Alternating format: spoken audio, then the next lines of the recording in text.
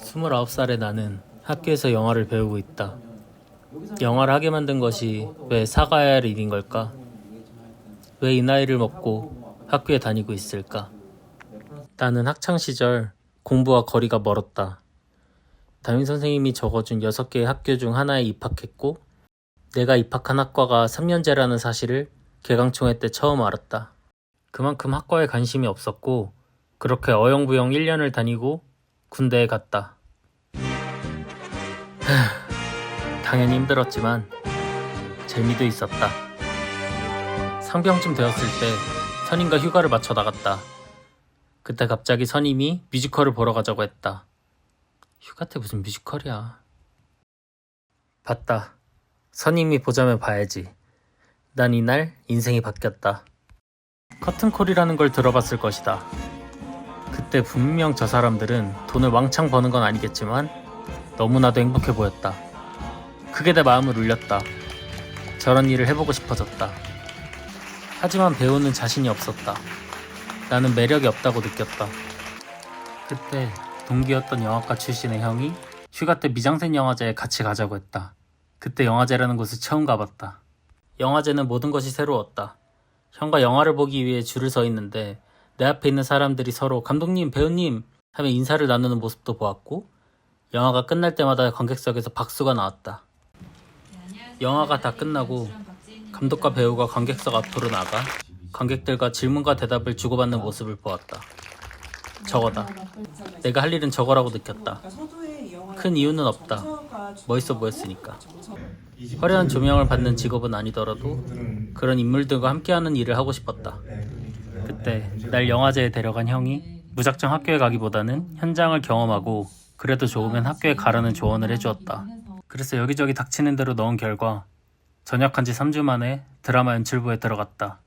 당시 드라마파는 큰 변동을 겪는 중이었고 매우 힘들었다. 하지만 어린 나이에 돈을 벌고 형 누나들의 이쁨을 받는 것이 좋았다. 연예인들이 내 이름을 불러주는 것도 좋았다. 그렇게 1년이 지나고 2년차로 행복한 나날을 보내던 나는 현장에서 친하게 지내던 영화과 출신의 친구의 영화가 미장센 영화제에 초청되었다는 사실을 알게 된다. 나를 꿈꾸게 만들었던 곳에 서 있는 친구를 보며 나는 지금 뭘 하고 있는 건가 하는 생각이 들었다.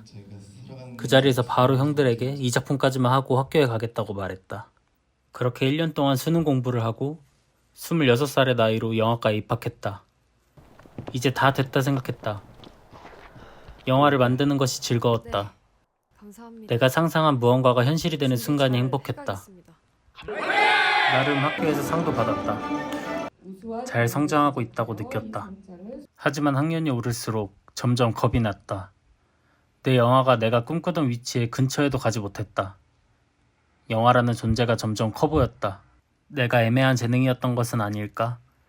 애매하게 많은 나이의 경험으로 어떻게든 버텨온 것은 아닐까? 인정 욕구가 점점 강해졌다. 영화제에서 좋은 성과를 내는 감독님들과 나를 자꾸 비교했다. 내가 영화를 왜 시작했는지 점점 흐려졌다. 유명한 배우와 함께하는 감독이 그저 부러웠던 것인가? 영화에 대한 고민이 시작되며 자연스럽게 내 영화에 그런 고민들이 투영되었다. 작년 내내 빛나는 무언가에 대한 영화를 찍었다. 그렇다면 빛나는 존재란 무엇일까? 나는 왜 그들에게 집착하고 있을까? 내 눈에 빛나는 사람들이 영화를 하기 때문인 걸까?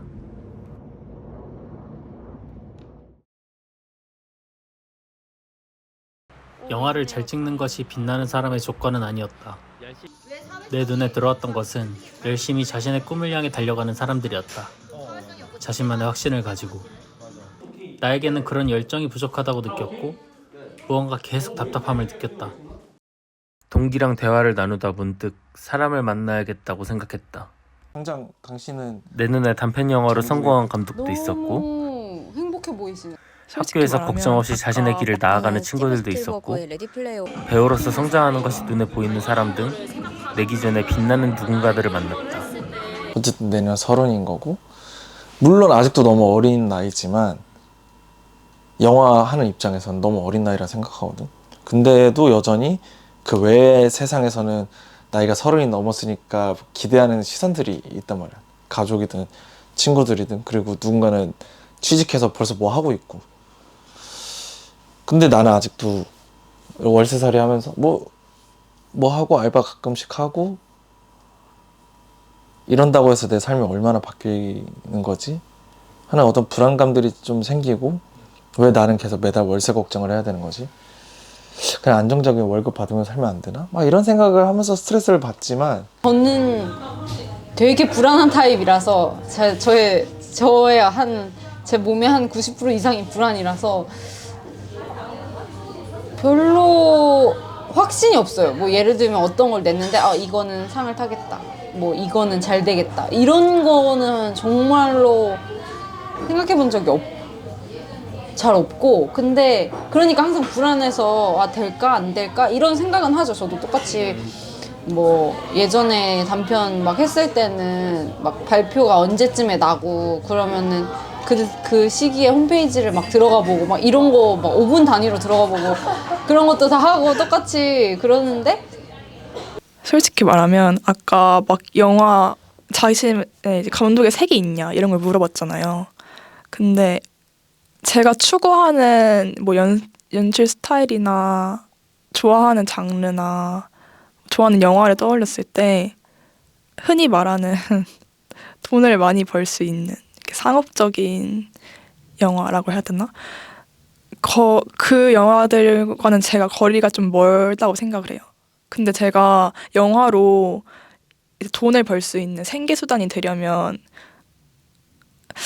그런 걸 뭔가 해야 할 것만 같고, 만약에 지금 시장이 계속 그렇다면? 그래서 약간 그런 게 걱정이 있긴 하죠. 계속 영화를 한다면. 내가 하고 싶은 선택한 직업을 내가 하고 있어. 나는 배우라는 직업을 선택했더니 이거 내가 하고 싶어서 몰랐던 직업이고, 이걸 하면 행복하게 돈을 벌 수 있을 것 같고 행복하게 지낼 수 있을 것 같아서 그런 직업인데 그걸 내가 지금 못하고 있잖아. 신기했다. 내가 생각하는 빛나는 사람들도 나와 똑같이 불안해하고 있었다. 혼란스러웠다. 그럼 더더욱 나는 이 일을 못하는 것인가? 그때 정말 우연히 알고리즘을 통해 한 노래를 들었다. 답을 쫓아왔는데 질문을 두고 온 거야. 돌아서던 길목이었어. 내 모습이 그대로 가사에 나왔다. 답을 쫓아왔는데 질문을 두고 온 내 모습이었다. 영화를 왜 해야 되는지, 영화를 내가 해도 괜찮은지, 그거에 대한 답을 쫓아 다큐를 핑계로 달려왔는데 어느 순간 질문을 두고 왔다. 그저 사람을 만나는 것이 즐거웠고 비슷한 고민을 나누며 답을 못 찾은 스트레스보다 고민을 나누는 그 자체가 즐거웠다. 그럼 친구들 만나서 이런 투정을 하는 거지. 서로가 사는 거 너무 힘들고 영화를 할지 말지 고민되고 막 이런저런 얘기하다 보면은 머리가 차가워지는 순간들이 있단 말이야. 그럼 결국에는 yes or no, 야 영화 할 거야 말 거야, 그것만 남아. 결국엔 그럼 할 거야가 돼. 안 할 거야는 정답지 없어 애초에. 결국 우린 영화를 할 것이다. 나도 모르겠다. 내가 언제까지 할 수 있을지. 하지만 아직은 놓지 못하겠다. 졸업영화의 졸업이란 단어에 너무 짓눌려 있었다. 마치 내 마지막 영화가 될 것만 같았다. 하지만 이제는 많이 내려놨다. 그저 내가 좋아하는 사람들을 깡그리 다 때려 넣는 영화를 만들 것이다. 전처럼 행복하게 내가 좋아하는 사람들과 영화를 보며 깔깔대는 영화를 만들고 싶어졌다. 오 좋아 이거야 잠깐 약간의 스포를 하자면 영상을- 마른 게 영상을 컴플렉스인 찍고 아이가 자신이 좋아하는 남자를 준비 분장을 한 채 물어버리는 영화를 찍을 것이다. 방학 때 영화를 촬영할 예정이니 관심 있는 분들은 양손 무겁게 놀러와 주시면 감사드리겠습니다. 부조 출연도 좋고요. 농담이고 우리 모두 화이팅 합시다. 화이팅!